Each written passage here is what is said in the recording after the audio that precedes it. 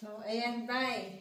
Ang dami kasi nagtatanong kung paano daw tayo nagkakilala, paano nag-start yung love life natin, paano tayo nagkaroon ng mga anak. Ano meron tayo? Paano tayo nagkaanak?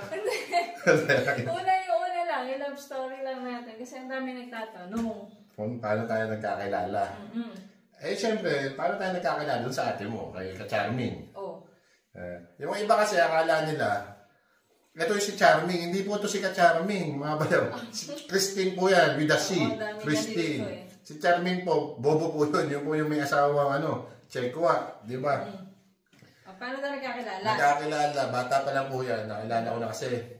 Lastmate ko po si Ka-Charming sa BU, nung college.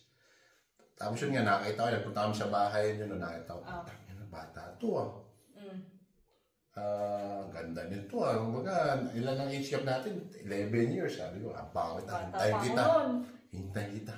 Paglaki mo, kari ka sa akin. Tapos yun, nakalimutan mo na ba? Hindi mo naman maalala? Hindi, gusto ko sa'yo kasi manggagaling. Hindi mo naman maalala. Mo pa. Tapos yun, yun yung, meron naman, nag-imbita si ate mo sa Blissful, yung kape nila dati. Kape nila, di ba, nagaya. Tapos yun nga, nagaya kami mga barkada niya. Tapos, nakita kita doon, parang kakawin mo lang yata nun, galing US eh.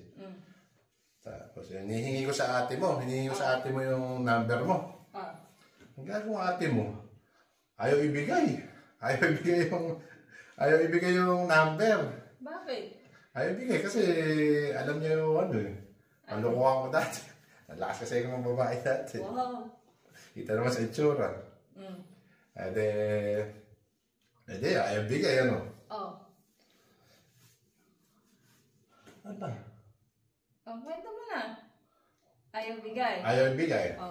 Hindi na, ang ginawa ko, kita sa Facebook, sa Instagram. Di ba? Tapos, yun, ginawa ko, mapapansin ako sa... Saan? Sa kuwari, may story ka, may post ka, react agad ako, kakapost pa lang. Ako yata unang nagre-react. Tapos sa story, re-react din ako. Papansin ka pa nun. Tapos, papansin ako nun. Tapos meron pa akong nakita, nag-story ka. Meron din ba, may bar dun sa tabi namang tindahan namin, yung, Food park? Yung food park. Nakita ko, nandun ka ako Hindi, react agad ako. Ginawa ko na, niyaya ko yung barkada ko. Niyaya ko, inukao kami. Ang puta. Pagdating namin doon sa food park, wala na kayo, visit na yan. Late na. Umalis na kami noon.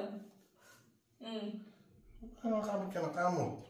Hindi, wala yun. Kwento mo na lang. Tapos, hindi yun. Tapos ikaw na, meron naman sa IG yata yun. Nag-message ka sa akin. Tatanong ka ng magkano yung foam. Yung foam, kailangan ko yung foam nun. Tatanong ko, sabi ko, pansin to. Hindi kailangan ko lang talaga nun. Hindi yun. Pumunta ka pa sa amin yun, di ba? Nakita ko, hindi ka, pumunta ka sa amin. Kasama pa yata si mama nun, di ba? Nilalagnat pa ako nun eh. Tapos foam lang binili mo. Tapos siyempre, papadeliver mo, di ba? Doon ko nakakuha yung number mo. Siyempre, kailangan yung address sa yung contact number. Doon mo kinuha yung number ko? Doon ko kinuha yung number mo. Tapos?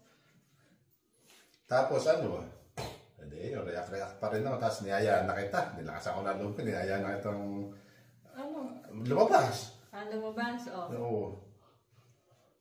Niyayaan na itong lumabas, di ba? Sa pa tayo noon na... Bertis ba yun? Sa Bertis. Naalala ko pa. Unang date natin sa Bertis. Di ba? Tapos sinundo kita sa inyo. Medyo duda pa nga. Makakakuha. Scout lang. Ano pa Makati ba? Kanina pa namunta kami nakadiri naman to. Hindi, kwento mo na. Naghihintay yung mga natin. Bakit tayo nagkakilala? Kanina pa nga pala ka nakadiri. Parang may boni dyan. Hindi, wala yun. Kwento mo na. Hindi, pumunta tayo sa Bertis. Kumain pa tayo dun sa Japanese dun eh. Ay, sa dulo, sa taas. Kadiri ito. Makati ba ako nakakamot? Kadiri ka ito. Ako kakamot. Hila ako gagamitin ko. Kadiri ito kamot eh. Ay, nakamot yung dila ko.